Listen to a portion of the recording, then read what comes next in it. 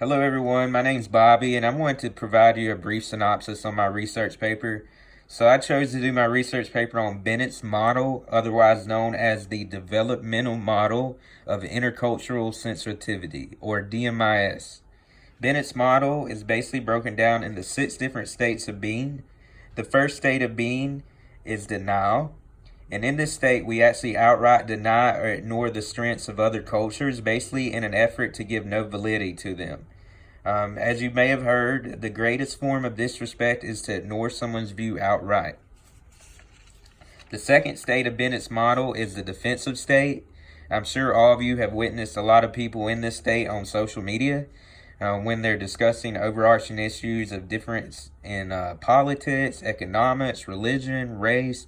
A lot of these are hot button issues, and a lot of people become defensive about them instead of seeking to understand them.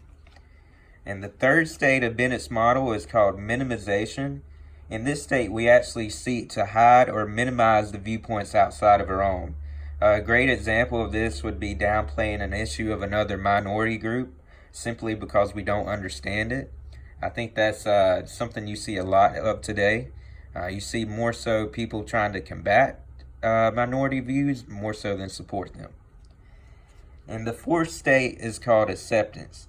So while in this state, we actually begin to accept frameworks or viewpoints outside of ours. However, acceptance does not equal agreement. Acceptance at times merely means tolerance. But at least in this state, we begin to realize the importance of other perspectives outside of our own. And the fifth state of Bennett's model is called adaptation. And in this state, we actually begin to witness the benefits of adding viewpoints outside of our own.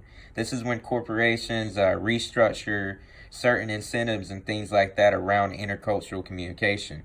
Adaptation can actually lead to increased employee satisfaction and productivity within that organization as well. It also leads to better discussions, less conflict. Overall, it's a good thing. Now, the final state of this model is called integration. And this is when we might actually begin to study cultures outside of our own in an effort to appreciate them opposed to find common ground. This is when you might study Asian culture or something of that nature just because you're simply interested in it and you appreciate the value of it. In this state, the definition of self begins to become marginalized and our viewpoints become more fluid overall. So these are basically the 6 steps of Bennett's model.